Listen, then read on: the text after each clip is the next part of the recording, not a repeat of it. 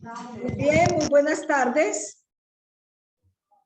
Un saludo a quienes nos escuchan hoy por el sistema radial CUT. Recuerden la página web www.cut.org.co y el informativo radial CUT el viernes a la 1 p.m. Tranquilo. No. Bueno, ok, perdón.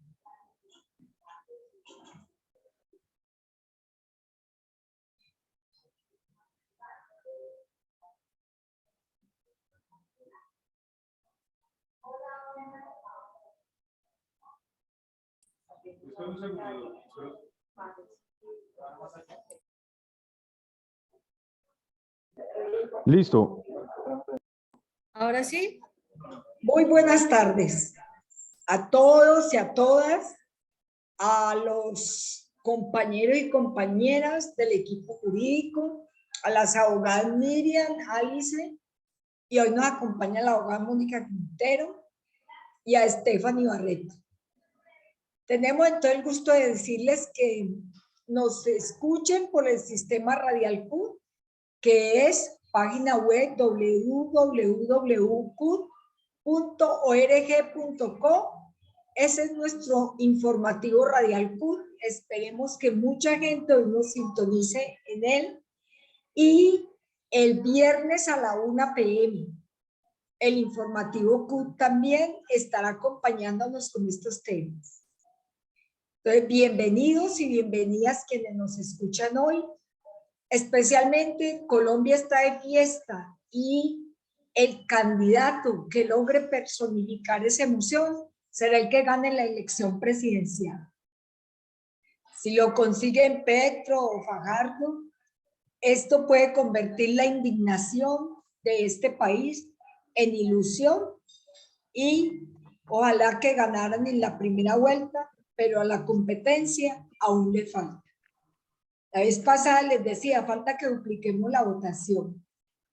El ambiente en lo que falta para el 29 de mayo será de alegría, como la que se ha vivido en estos encuentros, con la que las y los candidatos alternativos nos han planteado sus propuestas, así que tenemos por quién elegir. Y eso creo que debe ser una nota bastante esencial y fundamental hoy para las y los trabajadores que nos escuchan en el día de hoy. La economía crece y aunque la inflación es un riesgo enorme, lo cierto es que en consecuencia, entre otros factores del aumento del consumo de hogares y todo el que compra un televisor o cualquier cosa, siente algo de satisfacción. O sea que tenemos una economía muy precarizada porque es lo que podamos comprar. Bueno, ustedes me dirán pues que con razón que hay un montón de indicadores sociales alarmantes y éticamente inaceptables.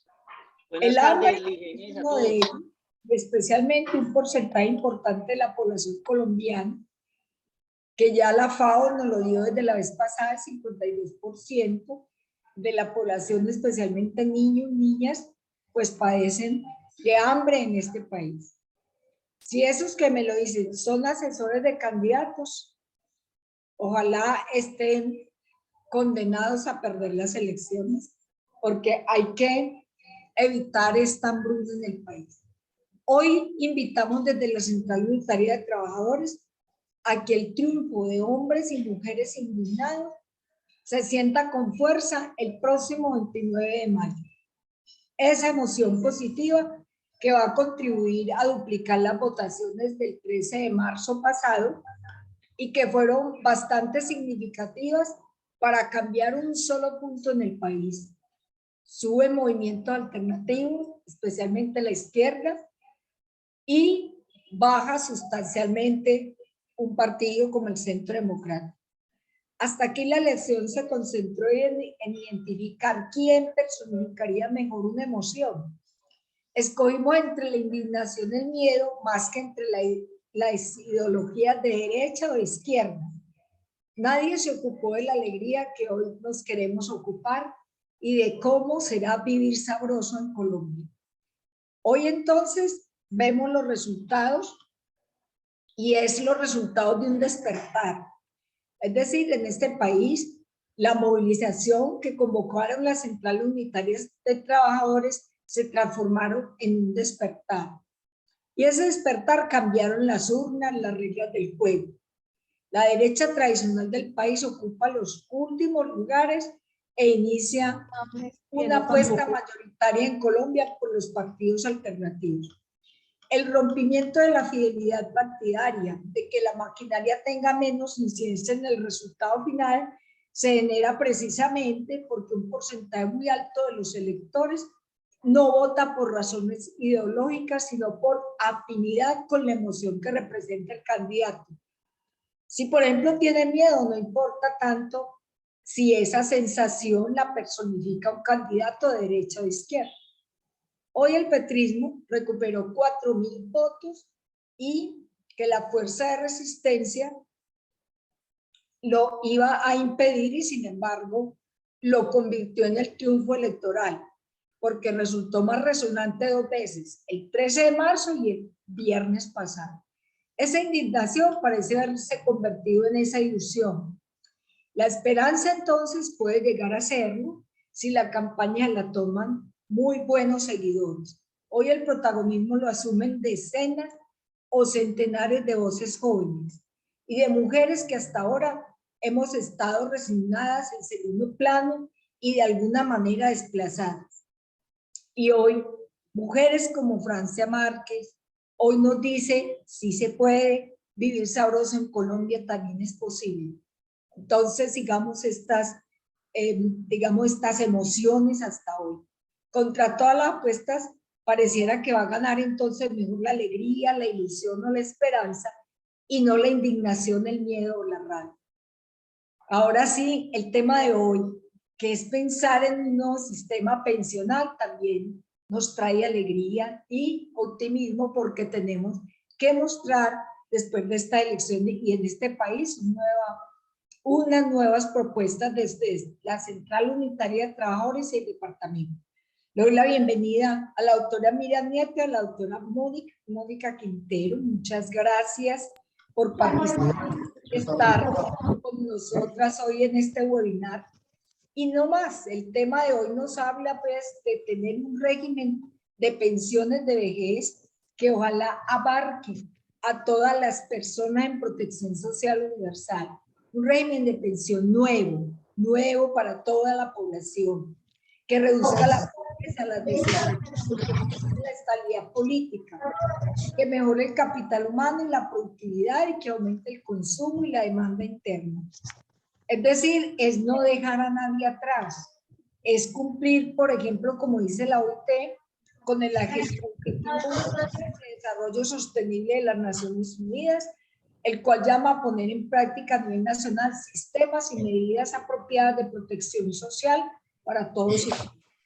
Entonces, qué bueno contar con pensiones universales de vejez y de discapacidad, con prestaciones universales familiares y de maternidad, para que todas las mujeres sientan una maternidad libre y protegida en este país, y para que estos estudios apoyen a las mujeres antes y después de dar a luz. E igualmente la protección social universal es asequible, es decir, una pensión universal para todas las personas y que se complemente con los actuales sistemas contributivos, que creería que es bien interesante pensarlo y tenerlo en cuenta para el día de hoy. Bienvenida entonces, doctora Mónica Quintero. Doctora Miriam Nieto, por favor, nos presenta a nuestra querida invitada y muchas gracias desde la central por esta participación y por estar acá. Ligia, buenas tardes, compañeras y compañeros. Muy buenas tardes, un fraternal saludo a la doctora Mónica Quintero, un saludo especial, agradecer el tiempo que ha sacado para acompañarnos. Recordemos que la doctora es abogada de la Universidad Nacional de Colombia, especialista en instituciones jurídicas Políticas y de Derecho en mención de Derecho Administrativo de la Universidad Nacional. Es magíster en Teoría y Práctica de Elaboración de Normas Jurídicas de la Universidad de Buenos Aires. Tiene una amplia experiencia en el derecho administrativo gracias a las diversas actividades jurídicas y académicas que ha venido desempeñando, en especial en el tema de seguridad y social en el trabajo. Entonces, sin más preámbulos, sé que la doctora pues tiene una amplia experiencia y bagaje en este tema que hoy nos trae. Le damos la bienvenida. Gracias, doctora Mónica. Muchas gracias, Miriam. Muchas gracias, Ligia Inés.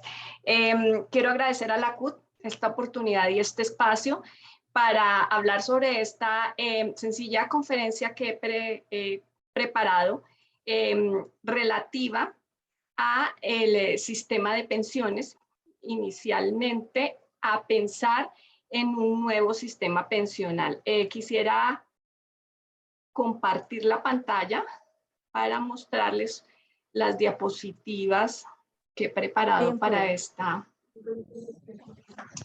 que nos puede ayudar en estos avatares tecnológicos un poco el tema de las diapositivas. Ya está en pantalla. Ya están en pantalla.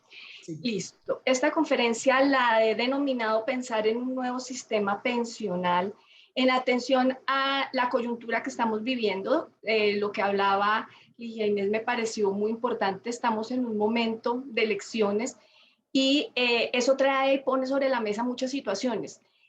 No debería ser solamente cuando hay elecciones que pensemos en nuestro sistema pensional. Sin embargo, pues hay que aprovechar el momento y sobre todo las propuestas que están sobre la mesa, que muchas veces las vemos como desenfocadas, no tenemos un bagaje, no tenemos una información que es importante. El sistema pensional, antes de pensar en un nuevo sistema, tenemos que ver cómo está el que nosotros tenemos.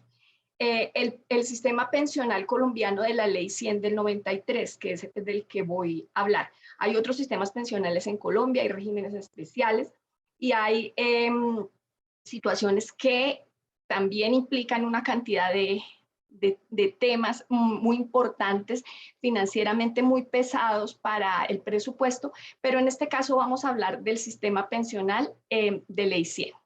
Tenemos que con la Ley 100, que empezó a gestarse en el 92, se proclamó en el 93 y se empezó a ejecutar en el 1994, se crearon dos regímenes, que fue, o se mantuvo el régimen de prima media y se creó el régimen de ahorro individual.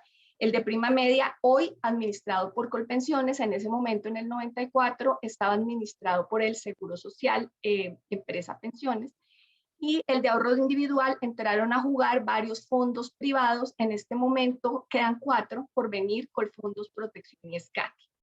Frente a esto, quise revisar el tema de los afiliados dentro de cada uno de los regímenes en la actualidad. Y tenemos que Colpensiones tiene 6.790.000 afiliados contra 17.900.000 de los fondos. Sin embargo, estos afiliados no son los cotizantes reales, es decir, la gente se afilia, pero no está cotizando de manera permanente. Se afilian porque tienen un contrato, porque se lo exigen en algún momento, o porque vienen trabajando y se retiran, se quedan desempleados y no pueden seguir cotizando. Entonces, los cotizantes reales que tenemos hasta finales del 2021 para Colpensiones son 2.437.600, mientras que para los fondos son 6.424.000. De todas formas, vemos que los fondos tienen un número mucho mayor de afiliados y esta situación se dio por cuanto cuando empezó este sistema pensional, los fondos imprimieron una publicidad altísima que en su momento el Seguro Social pues no tuvo, era una empresa del Estado y estaba en una situación de desventaja total en el momento de la afiliación y de la cooptación de afiliados, que los fondos lo aprovecharon muy bien al ser empresas privadas en ese momento. Ahora bien, en cuanto a pensionados, tenemos que en Colpensiones hay en este momento un aproximado de 1.500.000 pensionados, mientras que los fondos tienen 250.000. Vemos también ahí la diferencia ostensible en cifras en este caso. Lo anterior para mostrarles en unas cuentas muy sencillas que yo hice, unas cuentas para dummies, del desequilibrio en las cotizaciones de ambos sistemas. Tenemos que Colpensiones, como ya les había dicho, hay 2.437.000 afiliados y yo quise hacer un ejercicio matemático sencillo en el entendido de que estos valores para manejar el tema de cotizaciones, como son diferentes salarios, se complica. Pero dado que tenemos, nuestro presidente este año nos dio como salario mínimo 1 millón de pesos, nos facilita muchísimo las cuentas. Entonces, vamos a mirar si todos los trabajadores, si todos los cotizantes de Colpensiones ganaran un salario mínimo, se les haría un aporte, ellos harían un aporte junto con su empleador o si son independientes, cada uno, por un valor de 160.000 pesos. Esto nos daría que Colpensiones recaudaría mensualmente 390.016 millones de pesos. Sin embargo, tiene que pagar pensiones mensuales a 1.500.000 pensionados, que si ganaran un salario mínimo sería 1.500.000. Esta cifra, les reitero, está muy por debajo. Sabemos que hay pensionados con pensiones máximas. Hay 286 personas que ganan 25 salarios mínimos, 25 millones de pesos pensionados por Colpensiones. Entonces, este es un valor como para que entendamos de manera sencilla el desequilibrio. Según esta cuenta que hago yo, la diferencia mensual a cargo del Estado sería de 1.109.984 mensual. Salomón Karmanovich, en un artículo que sacó ayer en El Espectador, muy interesante, dice que son 44 billones anuales, que en el 2021 el Estado tuvo que sufragar 44 billones de pesos como diferencia para las pensiones de Colpensiones. Esto nos da 3.6 billones de pesos mensuales que tiene que sacar el Estado para pagar este 1.500.000 de pensionados. Ahora, ¿cómo están los fondos? Los fondos tienen cotizantes, como cotizantes 6.424.000 por los 160.000 pesos, están recaudando mensual 1.027.000 millones. Cifra muy por debajo de lo que realmente recauda. Y resulta que pagan pensiones solamente a 250.000. En nuestro ejercicio matemático simple nos daría solamente 250.000 millones. Por lo tanto, están teniendo una ganancia a favor, en este caso, en nuestro sencillo ejercicio de 777.000 millones, que es mucho mayor. Tenemos que, según cifras de Karmanovich, los dineros en pensiones en los fondos a 2021 ascienden a 357.8 billones de pesos. A favor, esta cuenta a favor, y en Colpensiones, pues no hay nada, ¿no? Solamente deuda del Estado que está para pagar estas pensiones. ¿Qué pasaría si todos estuviéramos en el mismo régimen solidario? Son 8.800.000 cotizantes. Por este valor de 160.000 pesos de la cotización, pues tendríamos un recaudo en el mismo régimen de 1.408.000 y el pago de pensiones nos daría 1.750.000. Igual habría una diferencia a cargo del Estado, pero ostensiblemente mucho menor. Entonces, este es un ejercicio como para que dimensionemos si hay necesidad y si hay realmente un desbalance al interior del sistema, cuando a partir del 94 se le entregaron a estos fondos privados la administración de las cotizaciones en pensión. Esto porque, digamos, no hay mucha claridad en el imaginario colectivo de qué es lo que sucede y como que, pero ahí se está pensionando la gente y está llegando la plata y los fondos privados están cumpliendo. Y efectivamente puede que estén cumpliendo lo que se les designó y efectivamente están generando sus rentabilidades. Pero cómo esto entra a afectar directamente al sistema, porque es que el sistema es uno, que hayan dos regímenes es otra circunstancia. Ahora, la diferencia entre estos dos modelos para los afiliados, ya vimos en la parte económica cómo está impactando el presupuesto nacional. Ahora, ¿cuál es la situación de cada trabajador y de cada persona que tiene la expectativa de tener una pensión? En el régimen de prima media tenemos que los requisitos son 1.300 semanas, la edad 57 años si somos mujeres, 62 años para los hombres. La liquidación de la pensión se hace con un ingreso base, el ingreso base de liquidación, que es el promedio de los últimos 10 años, y a ese promedio se le saca un porcentaje entre el 65 y el 80% según la cantidad de semanas que se tengan cotizadas. 1 de cada 2 cotizantes dentro del régimen de prima media accede a pensión. Esta es una información de la Contraloría General de la República. Y tenemos que tener en cuenta que según los cálculos alegres que hice anteriormente, para pagar un pensionado mensual por un salario mínimo, se requieren cotizaciones de 6.25 trabajadores al mes, igual promediado, porque sabemos que las pensiones tienen prima, mientras que las primas de los trabajadores pues no están grabadas por aporte a la seguridad social. Ahora bien, dentro del ahorro individual, la política, la filosofía de este régimen es que el afiliado se pensiona cuando acumule en su cuenta individual el capital suficiente para financiar su propia pensión. Ya vimos que la cotización mensual es de 160.000 pesos para el salario mínimo.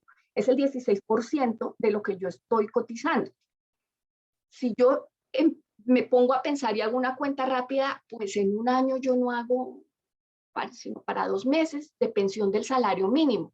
Como quien dice, ¿cuándo voy a conseguir ahorrar de manera suficiente para la pensión que se supone que me va a dar el régimen de ahorro individual?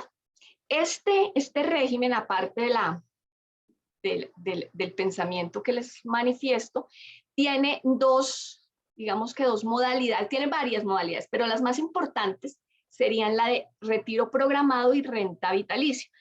El retiro programado implica que el fondo paga de la cuenta según el valor que se haya ahorrado cada trabajador y según la rentabilidad que se haya generado. Hacen el cálculo con la expectativa de vida y se le genera un valor mensual, pero esto hay que hacer el análisis, el cálculo actuarial cada año y se va mirando, y si se va acabando la plata, pues ya no puede seguir en retiro programado, sino tiene que pasar a la modalidad de renta vitalicia. Con esta modalidad, lo que hace el fondo es contratar una aseguradora que hace el cálculo según la plata que haya, paga una pensión y asume los riesgos esta aseguradora. ¿Qué sucede? Que en la mayor parte de los casos se termina pues pagando un salario mínimo a los trabajadores. Además, a los afiliados y futuros pensionados. Además, hay una garantía, porque de todas formas en el ahorro individual hay solidaridad. Increíble, hay una pensión mínima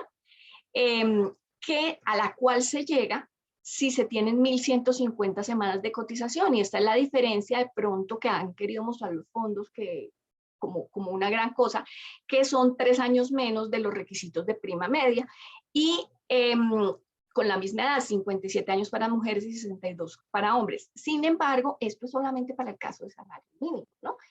Cuando un trabajador ha estado todo el tiempo en el fondo, ha cotizado sobre salario mínimo, obviamente cuando él llega a los 57, la mujer llega a los 57 años o el hombre llega a los 62, tenga 1.150 semanas, no le va a alcanzar.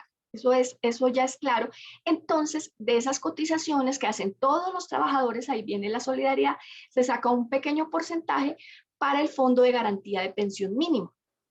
Y con cargo a ese fondo, con cargo inicialmente a la cuenta, a la plática que ha alcanzado a ahorrar, y se empieza a pagar la pensión sobre el salario mínimo, y cuando se acaba la plática de la cuenta, entonces se va al fondo y es ahí donde se garantiza la pensión mínima a todos los trabajadores que lleguen con estos requisitos a solicitar. Hay que tener en cuenta que según cifras de la Contraloría, 1 de 4 cotizantes al ahorro individual accede a pensión. La diferencia acá es de 1 en prima media, es 1 de cada 2 cotizantes. Entonces ya nos vamos haciendo la idea de cuáles son las diferencias en estos dos sistemas, regímenes de pensión. Para pensar en un nuevo sistema pensional y para evaluar el anterior que teníamos, es necesario que nos fijemos en los principios de la seguridad social y de las pensiones. Hay un documento muy interesante publicado por la OIT que habla precisamente, que se llama Los principios de la seguridad social y la reforma de las pensiones en Colombia. Y estudiando este documento, encontré que es muy importante que revisemos estos principios para pensar en ese nuevo sistema pensional.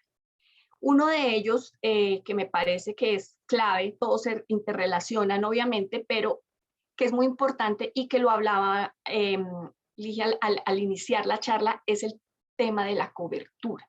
Y la cobertura debe tender a ser universal, porque resulta que la seguridad social es un derecho humano reconocido en múltiples instrumentos internacionales y reconocido como derecho fundamental dentro de la Constitución política también, en el artículo 48. Entonces, dado esa situación, es muy importante que el sistema pensional no piense solamente en los trabajadores como objeto de una posible pensión, sino en tener una cobertura universal para todas las personas. Otro de los principios que considero son claves y que han considerado múltiples tratadistas en el tema es el de la solidaridad. Y previo a explicarles que la solidaridad, preparando esta conferencia, hablando de todo el sistema, haciendo todas estas reflexiones, yo he entendido que la solidaridad también implica renuncia. Renuncia en múltiples situaciones, dado que no es solamente dar lo que me sobra, sino también ver que cada uno de los actores de los sistemas pensionales y que cada uno de los posibles pensionados y de los pensionados tenemos que entrar a renunciar a ciertas circunstancias en pos del principio de solidaridad. Esta solidaridad debe ser, según la OIT, intergeneracional entre las personas activas y no activas y entre las generaciones actuales y las futuras, en atención a que los sistemas pensionales, en teoría, como son reconocidos en los instrumentos internacionales y en la mayoría de países, implica que se surten y se alimentan de las pensiones del trabajo de las personas jóvenes, como viene siendo en el régimen de prima media en Colombia. Además que la solidaridad también implica un aporte, como les digo, una renuncia entre los que más tienen y los que son más vulnerables. Estos dos principios considero que son claves y que vemos que no se cumplen en el sistema como está determinado en este momento a través de la ley 100. Además de estos principios tenemos el de suficiencia, que es muy importante también. La OIT considera que las prestaciones deben sustituir los ingresos que ya no se tienen en materia de trabajo, el ingreso de la pensión de la manera tan alta como sea posible. Y este es un tema bien complejo. En Colombia, como les decía, con régimen de prima media se tiene mucha posibilidad de tener una pensión. Los cotizantes, los que tenemos la expectativa de pensionarnos, tenemos la idea y la ilusión de tener una pensión hasta del 85%, muy interesante. Sin embargo, pues como vemos la situación como está, los que ya no tenemos los derechos adquiridos, pues estamos lejos de llegar a esa suficiencia y habrá que ver cuál es ese nivel tan elevado como sea posible.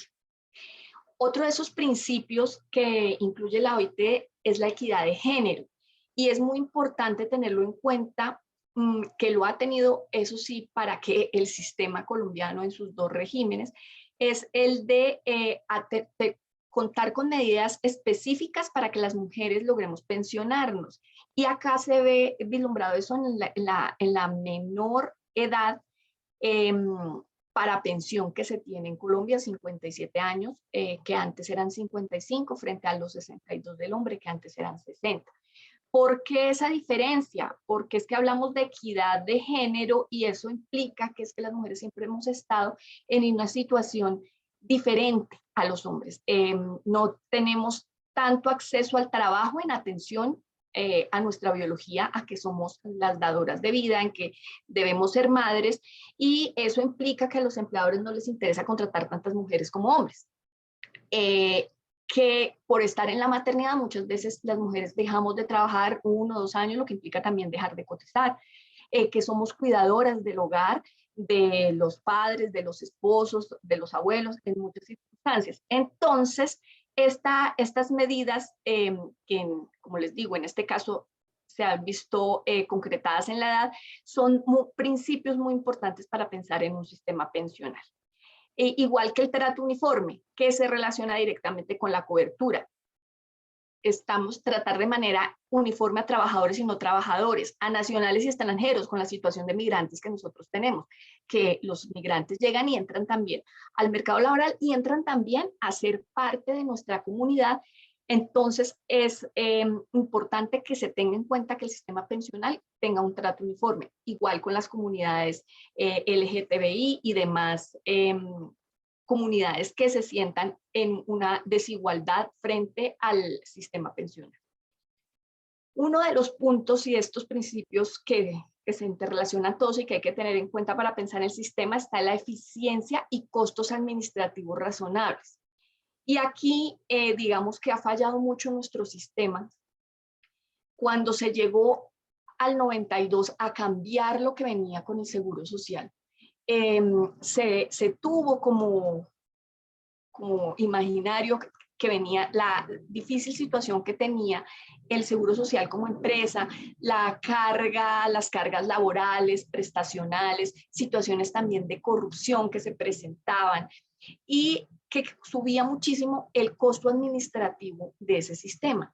Se le pasó a los privados y pues ellos lo cobran también de una manera desproporcionada. Esto se evidencia muchísimo en las demandas que están poniendo muchos de los trabajadores prepensionados que cuando fueron a su fondo privado a decirles, bueno, ¿cómo va a ser lo de mi pensión? Y les hicieron los cálculos y les dijeron con cuántos iban a pensionar cuando ellos cotizaban con 5 o 6 salarios mínimos y se dieron cuenta que a veces en algunos casos llevaban a 1,5 salarios o a 1 salario. Decidieron demandar y los jueces han reconocido que efectivamente muchos de estos trabajadores por desconocimiento y en algunos casos que lo han tenido en cuenta como engaño, se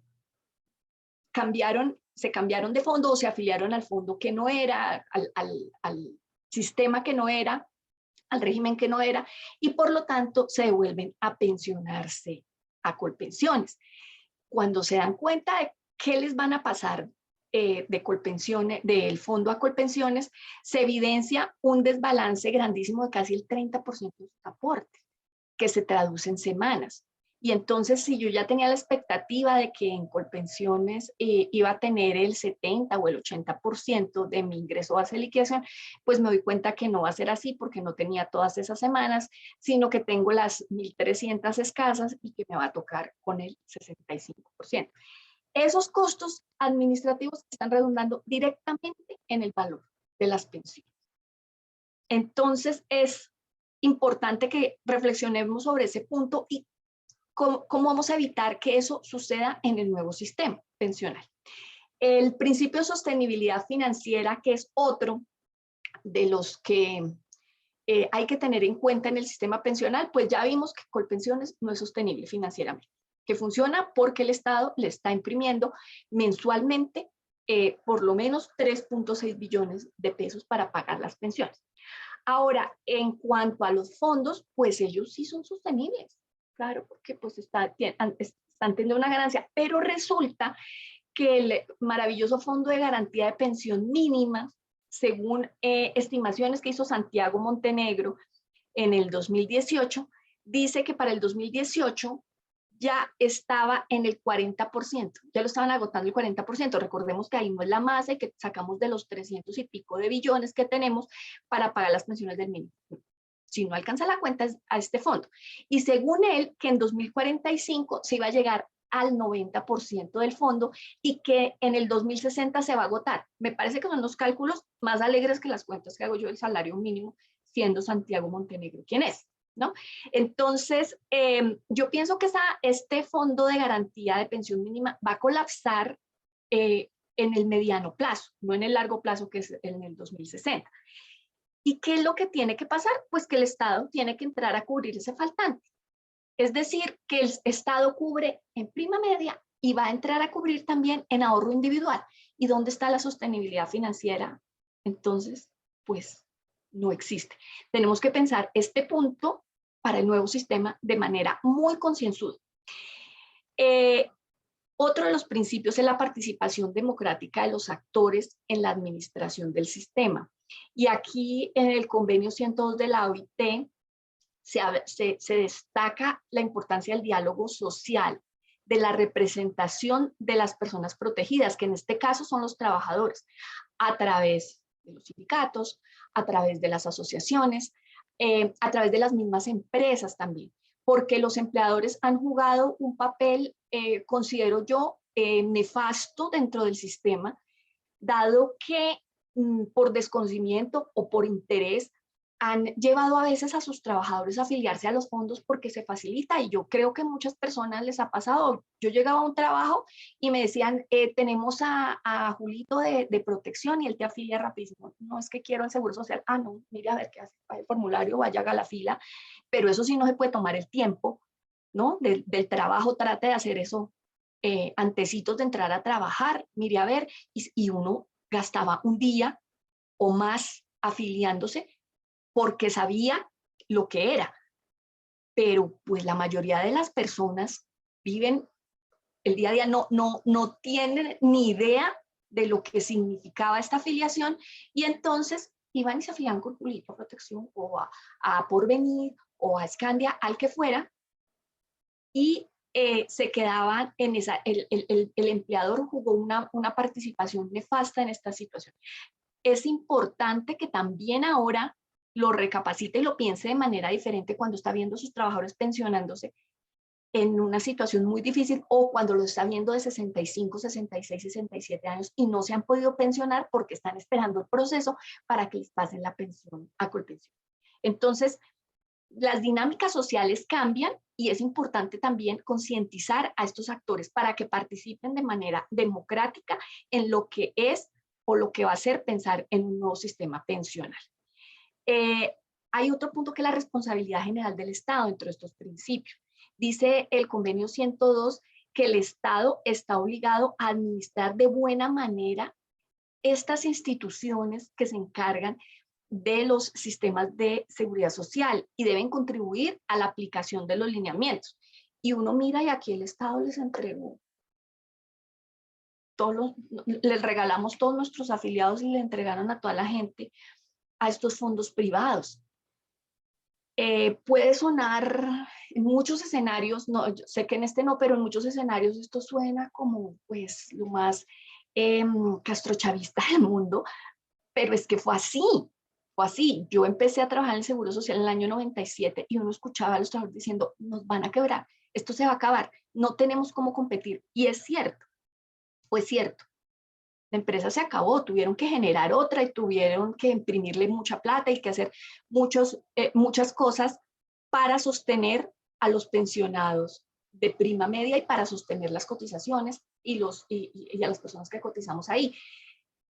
Pero la responsabilidad de todo esto fue del Estado, fue el Congreso, que sacó una ley totalmente contraria a los intereses de los trabajadores a sabiendas. Era una situación que se conocía, pero dada la ignorancia de la comunidad, pues se hizo, salió y estamos 28 años después todavía diciendo que sí, que sí, no, y que por qué, y que fue, que se robaron. Hay un tema muy importante, entrar a pensar que la responsabilidad del Estado no es solamente un negocio, sino una responsabilidad a futuro de todas las generaciones de tener un sistema pensional sano y viable. Por último, hay un principio que me parece también importante tocar, que es el diálogo social, que incluye la OIT. Y ahí hay una palabra muy importante de la que se habla, y es de la negociación y las consultas. Y la negociación, pienso que en este momento es muy importante. Negociación con los fondos, claramente. Dado que si vamos a cambiar el sistema pensional y si les vamos a quitar ese negocio a los fondos, hay que prever cómo se va a hacer eso y cómo se va a entrar a negociar para que esto no se vuelva una demanda multibillonaria para el Estado y genere unos daños mucho peores. Entonces, ese diálogo social a veces no se centra solamente en lo que estamos hablando en el principio anterior de participación democrática, de que todos conozcamos, de que todos sepamos, sino de cómo vamos a arreglar el entuerto que se nos generó desde el año 93-94. Los mecanismos que considero o el mecanismo que considero es el viable para materializar el nuevo sistema es una ley estatutaria del derecho fundamental a la seguridad social en pensión, con base en los principios de la OIT, que podemos discutir muchos de los aspectos que deben estar dentro de esta ley estatutaria. Se me ocurren a mí, como principal, el fortalecer y capacitar y capitalizar el régimen de prima media, ¿no? Acuérdense que hay 357.8 billones de pesos. Acuérdense que hay que negociar con los fondos. Vamos a ver cómo vamos a hacer. Además que los fondos no tienen esa plata disponible, ¿no? Los fondos ellos los tienen pues invertidos, como les dijeron que los tenían que invertir.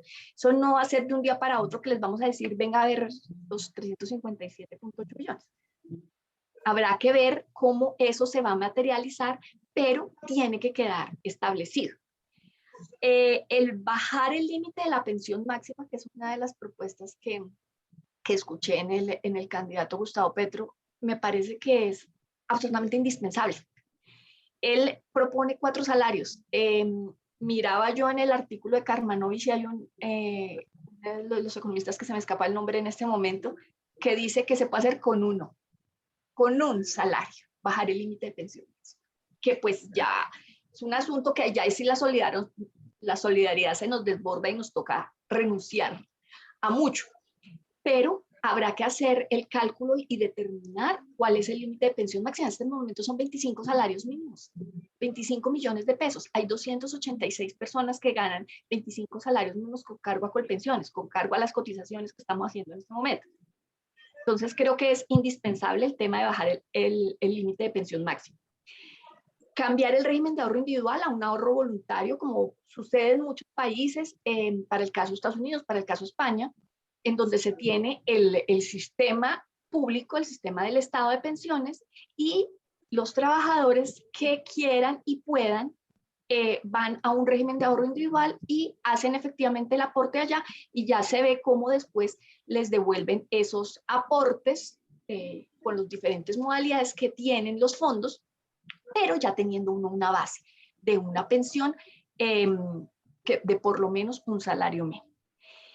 Hay que hacer en la ley, considero que debe quedar claro, un cálculo actuarial anual del estado del sistema. Y esto para tomar medidas y cambiarlas. Porque, y aquí incluyo el tema de la solidaridad y lo que yo les decía de renunciar. Me costó trabajo pensar todo esto. Pero realmente en Colombia la edad para pensión es baja frente a la expectativa de vida que se tiene. Las mujeres tenemos expectativa de vida de 80 años y nos estamos pensionando a los 57. Entonces sí es una cantidad de tiempo en el que pues el fondo tiene que sacar, y ese cálculo actuarial hay que hacerlo para determinar si se van a hacer aumentos o no de edades.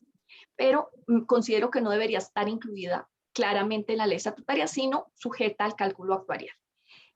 Tiene que haber un principio de austeridad en el gasto administrativo clarísimo.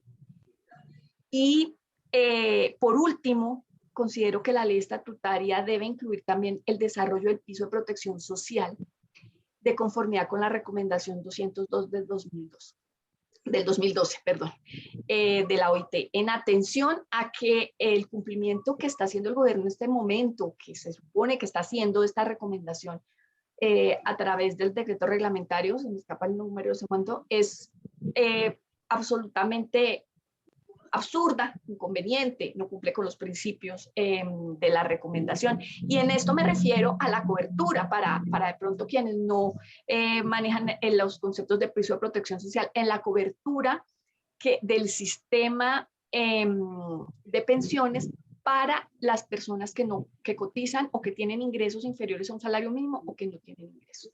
Entonces, frente a esto, pues dejo a su consideración estas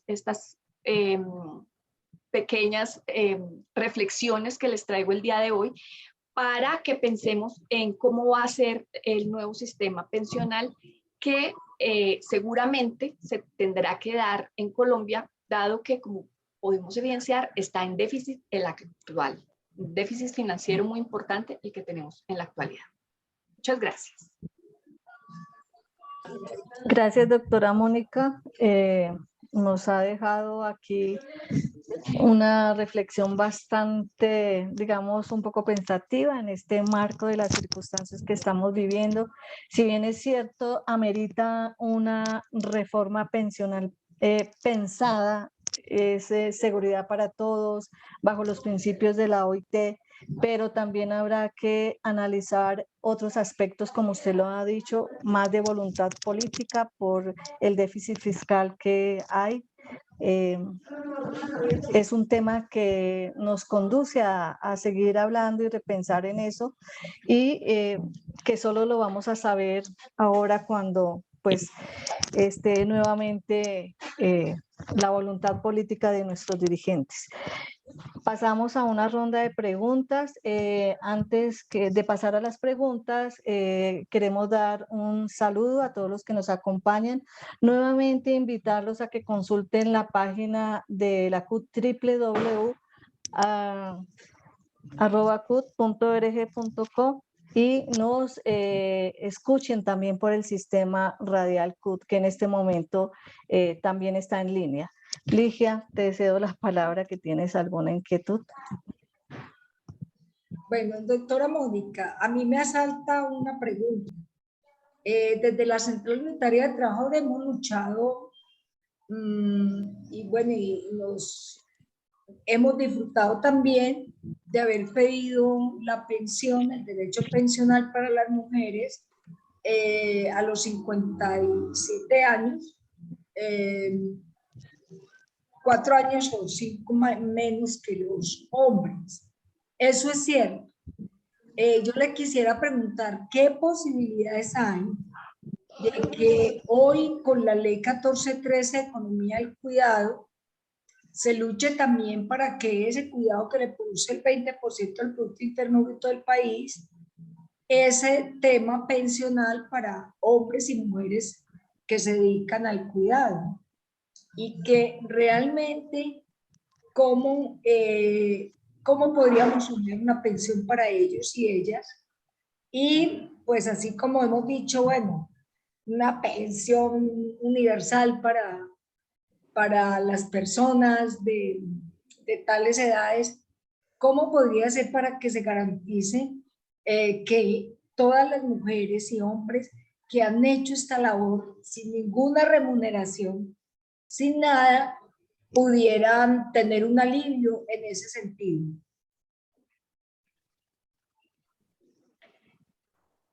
Una pregunta muy importante, Ligia, y muy justa en medio de todo, ¿no? Cuando hablamos aquí de los principios y hablamos de la equidad de género, del trato uniforme, de la cobertura, uno entendería que eso tiene que ser posible. Ahora, ¿cómo se materializa? Con voluntad política, necesariamente. Pienso yo que primero hay que sanear el sistema, ¿sí? Financieramente. Y no te digo primero como un orden, porque pues cuando se va a administrar y cuando se va a gobernar hay que tener en cuenta todos los aspectos, porque si uno dice, bueno, me voy a poner a hacer la ley estatutaria, puede gastar los 4 años de gobierno y no se hizo nada, ¿sí? Y solamente saneamos esto, pues no es la idea. Pero sí es importante tener claro cómo se va a sanear las finanzas, cómo van a hacer esas cuentas, y ya el tema del que el presupuesto que el Estado ha venido gastando en estas situaciones de pensiones se pueda tener en cuenta para las no pensiones. Yo hablaba el día de ayer en una reunión que tuve en la universidad precisamente y les decía yo el tema, que la pensión en la protección social, y me decía una de las profesoras, me decía, es que es no pensión, pero no es que esté mal que sea no pensión. Tenemos que entender hasta qué punto es pensión, o si estamos usando el lenguaje adecuado o no. Pensión se supone que es la de los cotizantes que lograron y que tuvieron la expectativa. Mientras que estas rentas básicas, estos bonos, no sé, reconocimientos económicos que se puedan hacer, pues no van a estar de pronto catalogados en sí como pensión, pero sí hacen parte del piso de protección social, sí hacen parte en sí de las coberturas, y también ahí entra a jugar el principio de solidaridad, ¿no? Que si bien todos los cotizantes aportamos un pequeño porcentaje al Fondo de Solidaridad Pensional, también en el régimen de prima media, hay que ver desde qué punto podemos soportar financieramente todas estas proyectos que hay para las mujeres cuidadoras, los hombres también que ejercen estas funciones, y toda la informalidad, ¿no? Porque hay personas que están trabajando fuera del hogar, pero tampoco cotizan. Si nos damos cuenta, según las cifras que yo les comenté, hay 8.800.000 personas cotizando de manera constante, y tenemos un censo electoral de 38.819.000, o sea, hay 30 millones que no están cotizando, mayores de 18 años. Las cuentas son alarmantes, ¿sí? Porque dicen acá, no, es que está bajando la demografía y ya pues la pirámide entonces es así, porque es que ahora Sí, pero es que el problema es que haya o no haya gente, no están cotizando, y no están cotizando porque no tienen trabajo formal. Eso es clarísimo. Entonces, tenemos que ver cómo conseguimos la platica, cómo se genera más trabajo, cómo se sanea el sistema y cómo aportamos solidariamente para que la cobertura pues sea real. Muchas gracias, doctora Mónica. Y también eso que usted dice con los jóvenes, hay una situación muy complicada con los jóvenes, y es que ellos no ven por dónde ellos pueden siquiera iniciar un pago a su pensión. Ellos dicen, si iniciamos no podemos continuar, se nos corta en forma permanente. Muchos han tenido que renunciar incluso a lo que han empezado, porque no hay como no ven esa posibilidad y esa viabilidad.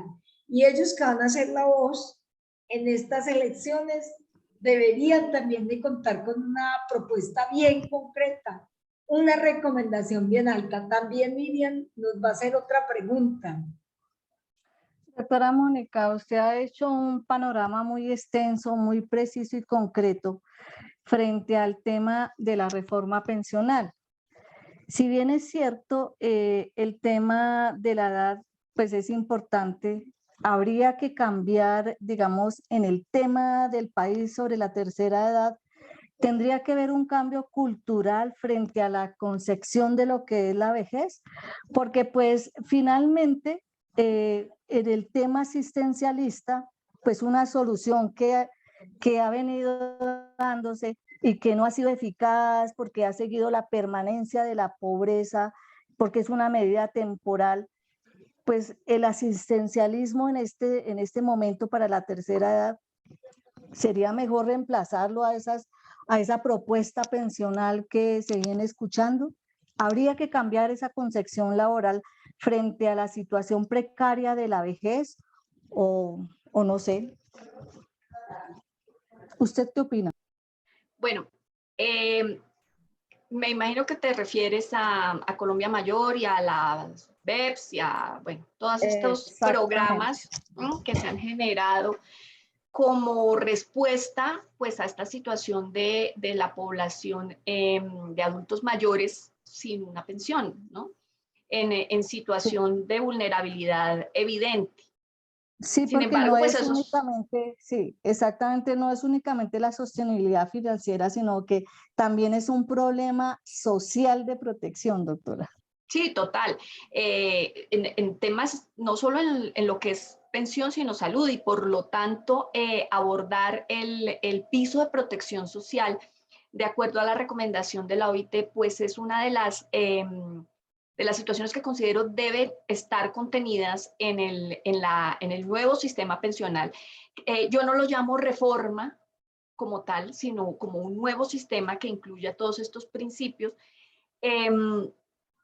¿Por qué? Porque es que estas asistencialidades que se dieron a partir de Colombia Mayor o de las BEPS no han sido contundentes, no han abordado el problema de fondo, en atención a que son unos auxilios pues realmente risibles, de 80.000 pesos, de 120.000 pesos, o sea, es una situación con la que pues una persona no puede vivir un mes, no puede acceder casi que ni a un mercado digno, ¿no? Menos con los precios de la comida que estamos viviendo día a día. Entonces, son situaciones que no vienen bien estructuradas, no vienen planificadas. O sea, eso como para qué es. Se supone, por ejemplo, que el salario mínimo tiene una estructuración y que tiene una base en el costo de vida, que siempre es, pues uno tiene sus críticas al respecto, ¿no? Pero digamos que tiene un fundamento, pero lo de las BEPS no, se les ocurrió, o sea, no sé ese análisis de dónde sale para dar un bono, un valor mensual a un adulto mayor que no tiene sentido. Entonces, sí es importante llegar a una concepción clara de cuál es ese piso de protección social que se requiere. Y efectivamente, hay una situación social, eso no lo desconoce nadie. Eso es de público conocimiento, no necesita una prueba. Lo que necesita es cuantificación, que miremos en el DANE cuántas personas están en esa situación, cómo se va a abordar el piso de protección social para ellos de una manera efectiva, para que tengan una calidad de vida digna, ¿no? Nadie aspira a que estas personas, estos adultos mayores que están en situación de calle, que están, pues vayan a cambiarles la vida de un momento a otro, a tener grandes ingresos, pero que sí puedan tener una situación digna, que no sea solamente a veces el aporte, sino también la asistencia social que puedan tener, ¿no? Entonces, son muchos puntos que hay que analizar, que creo que implican un capítulo muy importante de la ley estatutaria, entrarlo a consagrar, ¿no? Porque no se le ha dado la importancia que tiene el piso de protección social en Colombia, según la recomendación. Gracias, doctora, muy amable.